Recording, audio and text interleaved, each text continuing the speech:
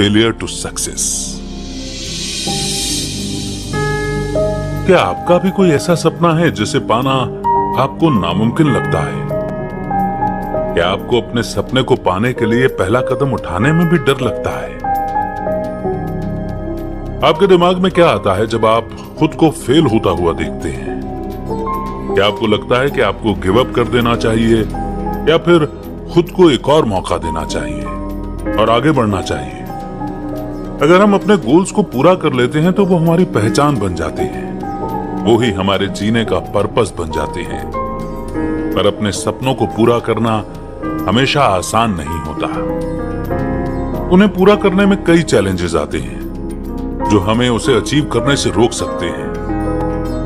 तो तय है कि हमारा एक ना एक बार तो फेल होना पक्का है। फेल होना कई बार आपकी हिम्मत को तोड़ सकता है और आपको खुद की नजरों में नीचा भी दिखा सकता है। जो भी सक्सेसफुल लोग हैं वो सब इस दौर से गुजर चुके हैं। इसलिए हमें भी हार मानने के बजाय उन्हीं लोगों की तरह एक कदम आगे बढ़ाना चाहिए, क्योंकि फेल होना कोई प्रॉब्लम नहीं है, बल्कि ये तो एक सॉल्यूशन है। इस समरी से आप सीखेंगे कि अपने फेलियर से कैसे सीखा जाए और उनसे खुद को बेहतर कैसे बनाया जाए। आप अलग अलग तरह के फेलियर्स को समझेंगे और सीख पाएंगे कि उनसे कैसे डील किया जाए। आप इसमें कुछ मेंटल स्ट्रेटजीज के बारे में भी जानेंगे जिससे आप सक्सेस को अट्रैक्ट कर सकें। ये समरी आपको सिखाएगी कि आप कैसे चैलेंजेस के साथ डील कर सकते हैं, एक हेल्दी माइंडसेट के साथ। ये आपको सिखाएगी कि ऐसी सोच कैसे डेवलप की जाए। इससे भी ज्यादा ये आपके अंदर की पावर का पता लगाने में मदद करेगी, जो कि हर सक्सेसफुल इंसान में होती है, और वो है अपने फेलियर्स को सक्सेस में बदलने की एबिलिटी। अगर आप इसमें दिए गए सभी लेसन्स को अपनी जिंदगी में फॉलो करते हैं तो आप अपनी मंजिल तक जरूर पहुंच सकते हैं। तो आइए इस लर्निंग जर्नी की शुरुआत करते हैं इस पहले और इंटरेस्टिंग चैप्टर के साथ। क्या आपके हिसाब से फेलियर क्या है? ज्यादातर लोग फेलियर को एक नेगेटिव तरीके से देखते हैं। वो आम तौर पर इसे सक्सेस के रास्ते में आ रही रुकावट के तौर पर देखते हैं। फेल होना चैलेंजिंग हो सकता है, पर जरूरी है कि हम उसका पॉजिटिव साइड भी देखें। फेलियर को एक रुकावट के तौर पर देखने के बजाय हमें उससे सीखने के मौके के तौर पर देखना चाहिए। अगर आप फेलियर को रीडिफाइन करेंगे तो आप पाएंगे कि आप चैलेंज से और भी बेहतर तरीके से डील करना सीखेंगे।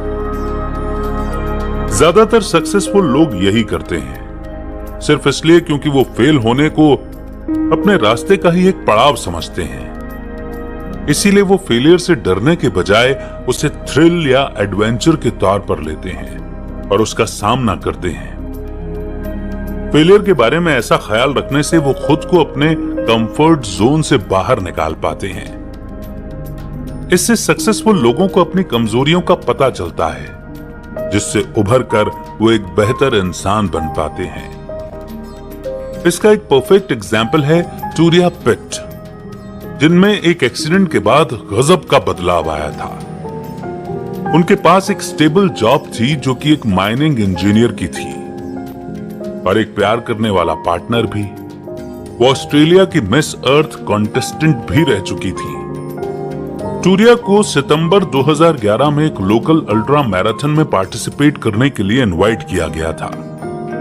उन्होंने इनविटेशन एक्सेप्ट कर लिया और इस इवेंट के लिए समय पर पहुंच गईं। दुर्भाग्य से दौड़ के बीच में वो जंगल की झाड़ियों में लगी आग के बीच में फंस गईं। टूरिया को कई चोटें आईं और उनके शरीर के कई हिस्से जल गए थे। उनकी 2 उंगलियों को काटना भी पड़ा। उन्हें हर साल कई सालों तक कई सर्जरीज करवानी पड़ी ताकि वो पूरी तरह से ठीक हो सके। ये सब हो जाने के बावजूद भी टूरिया अपने सपनों को पूरा करने के लिए आगे बढ़ती रही। मैराथन से बचने के बजाय उन्होंने उसमें हिस्सा लिया। उन्होंने कई सारे कॉन्टेस्ट भी पूरे किए, जैसे कि आयरन मैन ऑस्ट्रेलिया कंपटीशन और आयरन मैन वर्ल्ड चैंपियनशिप, जो कि हवाई में हुआ था। इसके अलावा टूरिया ने कई बड़े कॉज के लिए भी काम किया। उन्होंने ग्रेट वॉल ऑफ चाइना पर हाइकिंग यानी कि चढ़ाई की और $2 लाख से भी ज्यादा पैसा इकट्ठा किया ताकि वो गरीब लोगों का इलाज कराने में मदद कर सके। 1 साल बाद टूरिया ने अपने हमसफर के साथ सगाई होने की खबर दी। उन्होंने माइनिंग इंजीनियर में अपनी मास्टर्स की डिग्री भी कंप्लीट की और फिर एक मोटिवेशनल स्पीकर बन गई। जिंदगी कई तरीकों से आपका इम्तिहान लेगी, पर अपने गोल को पाने के लिए जरूरी है कि आप फेल होने से डरे नहीं, बल्कि उसे एक मौके के तौर पर देखिए। जब भी आप फेल हों, ये समझने की कोशिश करें कि आप उससे क्या सीख सकते हैं। उससे सीखिए और आगे बढ़िए।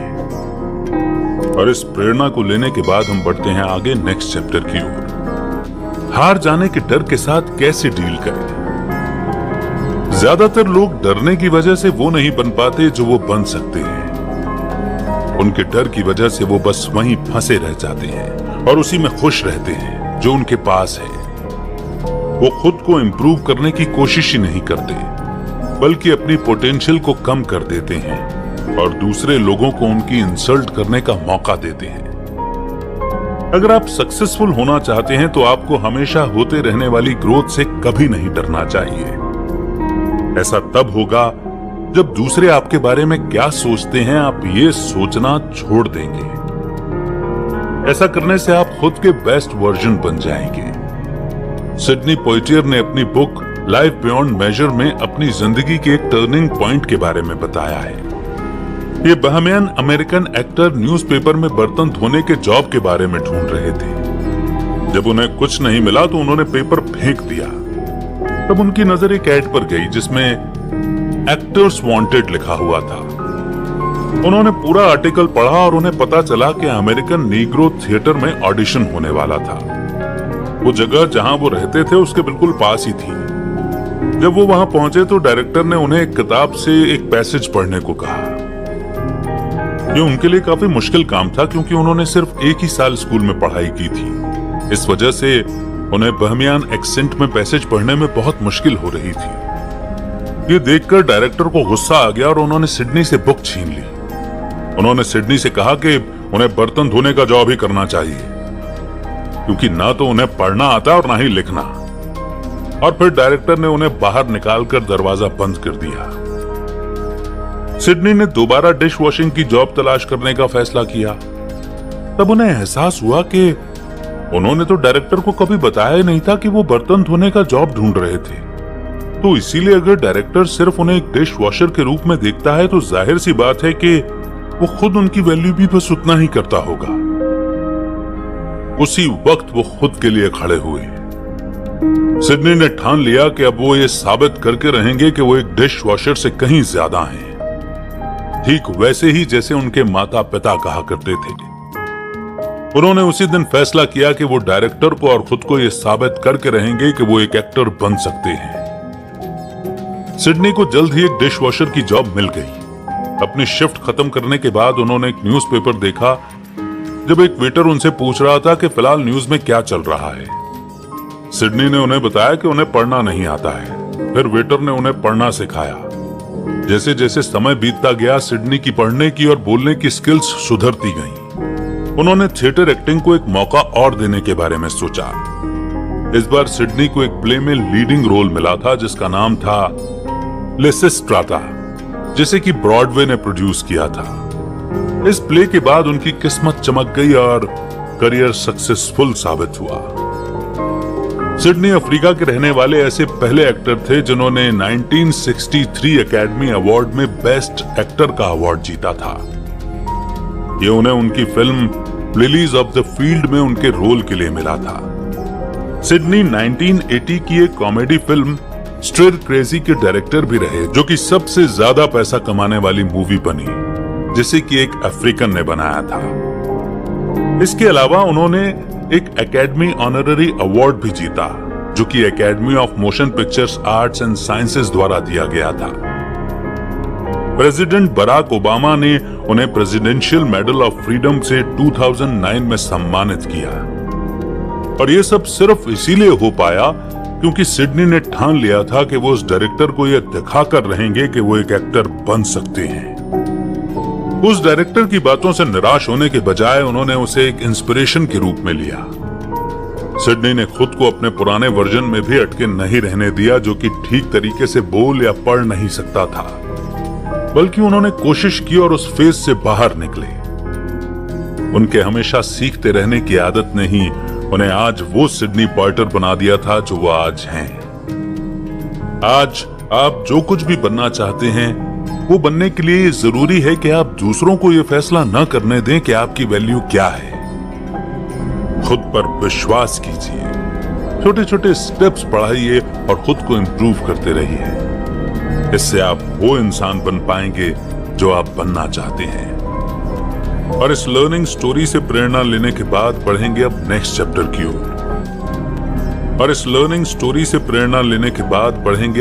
चैप्टर की ओर। अपने ईगो को खुद पर हावी मत होने दीजिए। फेल होने का डर अक्सर ही खुद पर गर्व होने की वजह से आता है। कई लोग अपने ही कंफर्ट जोन में रहते हैं क्योंकि वो डरते हैं कि दूसरे लोग उन्हें फेल होता हुआ देख लेंगे। सक्सेसफुल होने के लिए जरूरी है कि आप फेल होने को एक सेल्फ डिस्कवरी के पीरियड की तरह देखें। जो भी गलतियां आप करेंगे, उनसे आपको पता चलेगा कि आपकी कमजोरियां क्या हैं, आपकी ताकत क्या है और कौन सी चीजें आपको सीखने की जरूरत है। आप ये सब हासिल कर पाएंगे अगर आप अपना ईगो छोड़ दें तो। किसी को कोई फर्क नहीं पड़ता कि आपने कितना स्ट्रगल किया है, वो सिर्फ आपकी सक्सेस को देखते हैं। अगर आप किसी के सामने स्टूपिड दिखते हैं और कोई आपका मजाक उड़ाता है, तो आप भी उनके साथ हंसिए। एक अच्छी स्पोर्ट्समैन स्पिरिट बनाए रखिए। उन्हें दिखाइए कि गलतियां करना एक आम बात है, क्योंकि आप एक इंसान हैं जो कि लगातार सीख रहे हैं। आर्नो ने भी अपने शुरुआती सालों में बहुत कुछ झेला था, जब वो अपने रॉक क्लाइंबर के करियर की शुरुआत कर रहे थे। वो 35 साल के थे जब उन्होंने the rock warriors way mental training for climbers नाम की बुक लिखी थी। इसमें उनकी क्लाइंबिंग फिलॉसफी की बात की गई थी, जो कि कई देशों में इस्तेमाल की जा चुकी है, जैसे कि ब्राजील, मैक्सिको, यूनाइटेड स्टेट्स और स्पेन। अपने शुरुआती सालों में आर्नो बिल्कुल कॉन्फिडेंस से भरे हुए रहते थे, जिसमें कुछ कर दिखाने की हिम्मत थी। उन्होंने मान लिया था कि उनकी पहचान सिर्फ उनके द्वारा हासिल की गई चीजों से है। वो ऐसा ही मानते रहे जब तक उन्होंने एक मुश्किल भरी सिचुएशन का सामना नहीं किया, जिसने उनके सारे बिलीफ्स को बदल कर रख दिया। ऐसा तब हुआ जब आर्नो ने एक दूसरे रूट से चढ़ाई की। उस वक्त उन्होंने सिचुएशन को गलत कैलकुलेट कर लिया था। उन्होंने सोचा था कि वो इसे आसानी से चढ़ जाएंगे, पर वो बीच में ही गिर पड़े।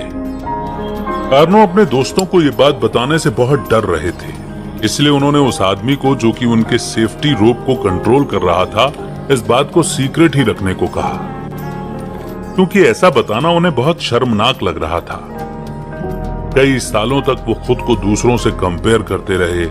वो अपनी हार के बारे में दूसरों को नहीं बता पा रहे थे, क्योंकि उन्हें ऐसा लगता था कि ऐसा करने के बाद वो बेकार हो जाएंगे, और इस चीज ने उन्हें आगे बढ़ने से रोक दिया था।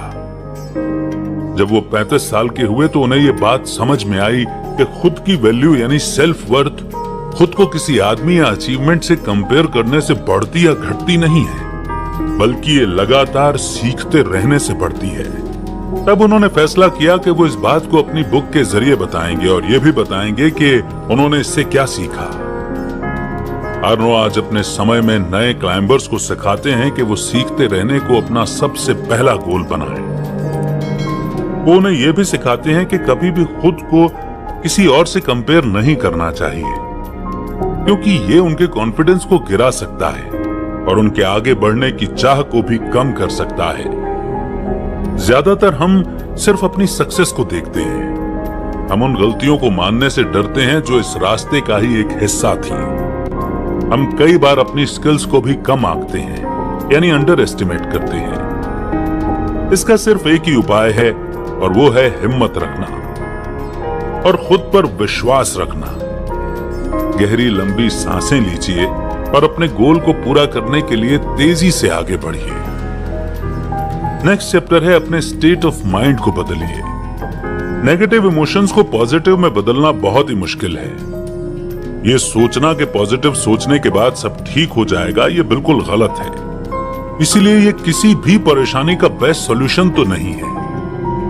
अगर आप अपनी मेंटल स्टेट को बदलना चाहते हैं तो आपको इसके खिलाफ जाने के लिए छोटे छोटे कदम बढ़ाने होंगे। आपको सीखना होगा कि आप खुद को परेशानियों से कैसे डिस्ट्रैक्ट या दूर करें। ऐसे काम करना जिनमें बहुत ज्यादा फोकस की जरूरत है आपके नेगेटिव इमोशंस को कम करने में मदद कर सकता है। इसमें अपने किसी अच्छे दोस्त से बात करना या फिर वॉक पर जाना भी शामिल हो सकता है। एक बार आप अपना पॉजिटिव माइंडसेट वापस पालें, तब आप वापस उस परेशानी का पता लगाने जा सकते हैं। हर इंसान की अप्रोच अलग अलग होती है, तो पता लगाइए कि आपके लिए कौन सी चीज सबसे ज्यादा अच्छी साबित होगी। किसी भी बात को मान लेना यानी कि एक्सेप्टेंस वो चीज है जिसके जरिए आप निराशा से बाहर निकल सकते हैं। हो सकता है कि चीजें वैसे न चलें जैसा आप चाहते हैं, पर उनका सामना करने का सबसे अच्छा तरीका है आने वाले बदलाव को लेकर फ्लेक्सिबल रहना। वेरा वोंग का पहला सपना था कि वो यूएस ओलंपिक स्केटिंग टीम का हिस्सा बने। उन्होंने अपनी जर्नी 8 साल की उम्र से ही शुरू कर दी थी। पर जब वो क्या सोचते रहें या फिर आप बदलाव को एक्सेप्ट करें और आगे बढ़ें, आपको ये समझना होगा कि जिंदगी कैसे चलती है, उस पर आपका कोई कंट्रोल नहीं हो सकता। अक्सर आप जिंदगी को नहीं बल्कि जिंदगी आपको बदल देती है। इसी के साथ आइए नेक्स्ट चैप्टर की ओर चलते हैं। एक पैशन डेवलप कीजिए। पैशन यानी जुनून, यानी वो स्ट्रॉन्ग विल पावर जो आपको कई चैलेंजेस के बाद भी आगे बढ़ने के लिए पुश करता रहेगा। ये अचीवमेंट की फीलिंग देते हुए आपकी मेंटल स्ट्रेंथ को निखारता है। ये आपको सिखाता है कि कैसे चुनौतियों के बाद भी आप खुश रह सकते हैं और कई बार फेल होने के बाद भी आप आगे बढ़ सकते हैं। जाहिर सी बात है, आपको कोई भी चीज तुरंत हासिल नहीं हो जाएगी। आपके अंदर पैशन होना चाहिए जो कि आपको आगे बढ़ने में मदद करे। जब आप कोई नया गोल बनाए तो उस पर अड़े रहिए, खासकर तब जब आपको लगे कि आपको उसे छोड़ देना चाहिए। यह आपको मोटिवेटेड रहने में मदद करेगा, फिर चाहे कुछ भी हो जाए। पैशन को डेवलप करने के लिए जरूरी है कि आप अंदर से इंस्पायर्ड हों। एली रॉबिन्सन के लिए उनके आइडियल के स्टेप्स को फॉलो करना ही उनके सपनों तक पहुंचा पाया। एली की हाइट काफी कम थी, पर इसकी वजह से उन्होंने कभी भी अपने स्विमर बनने के सपने को छोड़ा नहीं। उन्होंने स्विमिंग सीखना तब से ही शुरू कर दिया था जब वो सिर्फ 4 साल की थी। 7 साल के बाद उन्होंने अपने आइडल को देखा जो कि 4 बार स्विमिंग में गोल्ड मेडल जीत चुकी थी। उस एथलीट की कंडीशन भी बिल्कुल एली जैसी ही थी। वो थी एली सिमंस, जिन्होंने अपना चौथा ओलंपिक गोल्ड मेडल 2021 पैरालंपिक्स के रूप में जीता, और वो एली रॉबिन्सन की इंस्पिरेशन बन गई, जिसके साथ उन्होंने अपने स्विमिंग करियर में आगे बढ़ने का फैसला किया। खैर, एली को 6 महीने के लिए स्विमिंग से ब्रेक लेना पड़ा। ऐसा इसलिए क्योंकि उसी समय उन्हें पर्थिस बीमारी हो गई थी, जिसकी वजह से उनका मुड़ना और डाइव मारना बिल्कुल ही मुश्किल हो गया था।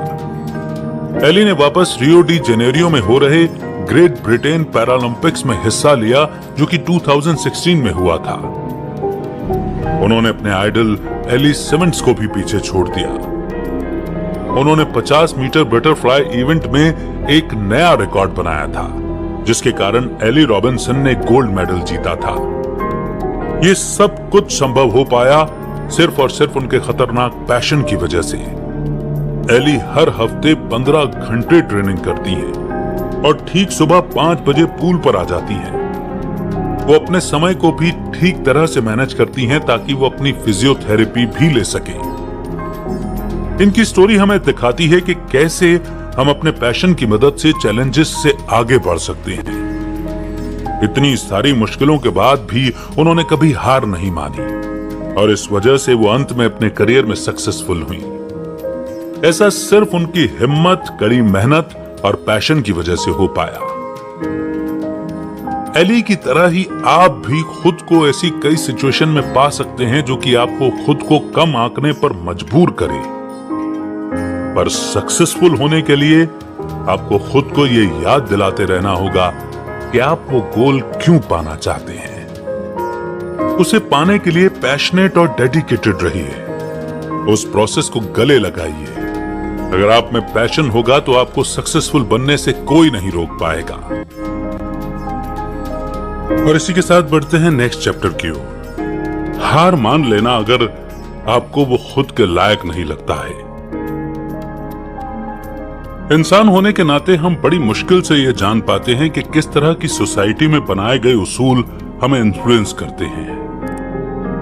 हम ये सुनते सुनते बड़े हुए हैं कि अच्छी जिंदगी जीने के लिए हमें कई मुश्किल पड़ावों से गुजरना पड़ता है। हमने हमेशा से यही जाना है कि पैदा होना, पढ़ना, काम करना, परिवार बनाना, रिटायर होना और फिर मर जाना ही जिंदगी है। इसके कारण हम आज भी अपनी जिंदगी दबाव में जी रहे हैं। दूसरों की उम्मीदों को पूरा करना भी हमारे लिए बहुत मुश्किल है। अच्छे तरीके से जीवन जीने का मतलब ये नहीं है कि हम सोसाइटी के बनाए हुए स्टैंडर्ड के हिसाब से चलें, बल्कि इसका मतलब ये है कि हम अपने मुताबिक अपनी जिंदगी जिए। अगर हम सिर्फ वही करें जो लोग हमसे चाहते हैं तो हम हमेशा दुखी रहेंगे। तो हमें हमेशा वही करना चाहिए जो हमारे लिए सबसे ज्यादा वैल्यूएबल है, जो हमें एक अच्छा इंसान बनाए। अक्सर हम मशहूर इन्फ्लुएंसर्स की परफेक्ट जिंदगी देखकर जलते हैं, लेकिन हम उनकी हर पोस्ट के पीछे का सच नहीं जानते। एसेना ओनील ने अपने डिलीट किए गए व्लॉग में सोशल मीडिया छोड़ने का कारण बताया था। वो एक 19 साल की जानी मानी इंस्टाग्राम इन्फ्लुएंसर हैं, जो अपनी हर पोस्ट पर $2000 कमाती हैं। उनके 6 लाख से भी ज्यादा फॉलोअर्स हैं और वो अब तक लगभग अपने अकाउंट में 2000 फोटोज अपलोड कर चुकी हैं। एसेना का जॉब उनसे ये चाहता था कि वो सुंदर कपड़े पहने, खूबसूरत लोकेशन पर जाएं और अपनी फोटो के लिए पोस्ट करें। ये सब सिर्फ स्पॉन्सर्स को अट्रैक्ट करने के लिए था। कई लोग इसे सबसे बेस्ट जॉब मानते होंगे, लेकिन एसेना का मानना कुछ और था। सब कुछ इतना अच्छा होने के बावजूद उसने ये जॉब छोड़ने का फैसला किया। बाद में उसने बताया कि ये हर चीज उस पर हावी होने लगी थी। वो असलियत की दुनिया से कोसों दूर जा चुकी थी। उसका काम उस पर एक परफेक्ट लाइफ जीने का प्रेशर डाल रहा था, जहां उसे अपनी कमियों को छुपाना पड़ता था और वो अपनी जिंदगी की कोई भी सच्चाई बाहर नहीं ला सकती थी। उसका अकाउंट यही दिखाता है कि लोग एक इमेजिनरी दुनिया में जिए जो कि असली जिंदगी से बहुत अलग है। ये कहानी बस इतना बताती है कि आपकी लाइफ तभी सक्सेसफुल है जब वो रियलिटी के रास्ते पर है। एसेना ने महसूस किया कि इस चीज से वो खुश नहीं है। उसने देखा कि इतना पैसा होने के बावजूद भी वो खुश और पूरा यानी कि कंप्लीट महसूस नहीं करती। सक्सेस तक पहुंचने के लिए आपके पास एक ठोस बुनियाद होनी चाहिए कि जो आप करने जा रहे हैं वो आपके लिए क्या मायने रखता है। ध्यान रखिए कि जब आप उसे पा लें तो आपको जिंदगी जिंदगी लगे और आप खुद को हर तरीके से पूरा महसूस कर सकें। उन सपनों के पीछे भागना जो कि दूसरों के हैं सिर्फ आपके प्रेशर को बढ़ाएगा। तो ध्यान रखिए कि आपको सच में पता हो कि आप अपनी जिंदगी से वाकई में क्या चाहते हैं। उसे पाने के लिए मेहनत कीजिए और अपनी जर्नी को एंजॉय कीजिए। एक बार आप इसे हासिल कर लें तो आपको पता चलेगा कि सक्सेस आपकी खुद की बनाई डेफिनेशन से ही आती है। इस दुनिया में सक्सेस का मतलब इससे ज्यादा कुछ हो ही नहीं सकता कि किसी ने अपने लिए कोई सपना देखा हो और उसे पूरा कर लिया हो। आपने इस समरी में फेलियर का क्या मतलब होता है और उसके सही डेफिनेशन के बारे में जाना, और आपने ये भी जाना कि सक्सेस अचीव करने में ये कैसे मदद करता है। फेल होना हार मान लेने का कारण नहीं होना चाहिए, बल्कि आपको इससे और भी ज्यादा मोटिवेट होना चाहिए और आगे बढ़ना चाहिए। आपने ये भी सीखा कि फेल होने से डर लगने का कारण आपका ईगो है। दूसरों को खुश रखना और उनकी उम्मीदों पर खरा उतरना आपको कभी भी अपने कंफर्ट जोन से बाहर नहीं निकलने देगा। ईगो को छोड़ देने से आप खुद पर और अपने